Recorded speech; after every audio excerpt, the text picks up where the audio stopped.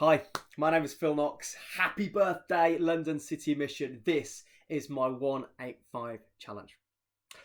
I grew up in a wonderful Christian family. My parents were both followers of Jesus and were incredible examples to me from an early age. And I guess I was dragged to church from the age of, a fetus.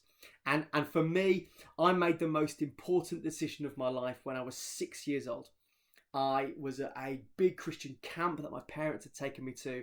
I was in a big tent full of other 6-year-olds. I was even more excitable then than I am now. And someone told me that Jesus loved me, that he died on a cross and rose again to take away all the brokenness, all the sin, all the mess that held me back, and that I could be free.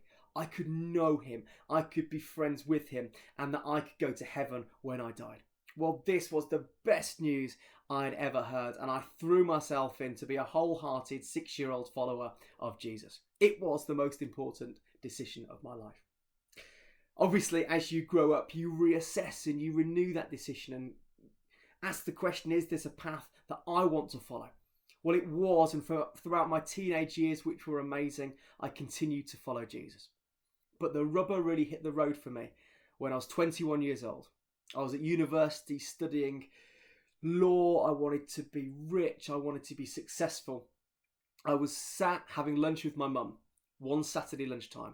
The phone rings, and it was a phone call that would change the rest of my life. A family friend says, "Phil, I'm really sorry, but this morning your dad has died."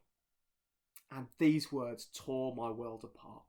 Dad was an incredible example, a role model, a friend. And in that moment, I had a decision to say, God, either stuff you for letting this happen, or God, we really need you right now. And in all the years that I've followed Jesus, the closest I've ever known God was in those first few weeks after Dad died. And if you are going through suffering right now, God says he is close to the brokenhearted. That is my story. But the rubbers really hit the road for me again in the last few years, where they found that I have the same heart condition that killed my dad. I'm in incredible hands with the amazing NHS, but there have been moments where I've woken up in the middle of the night and my heart's been going and I've been thinking, am I going to die?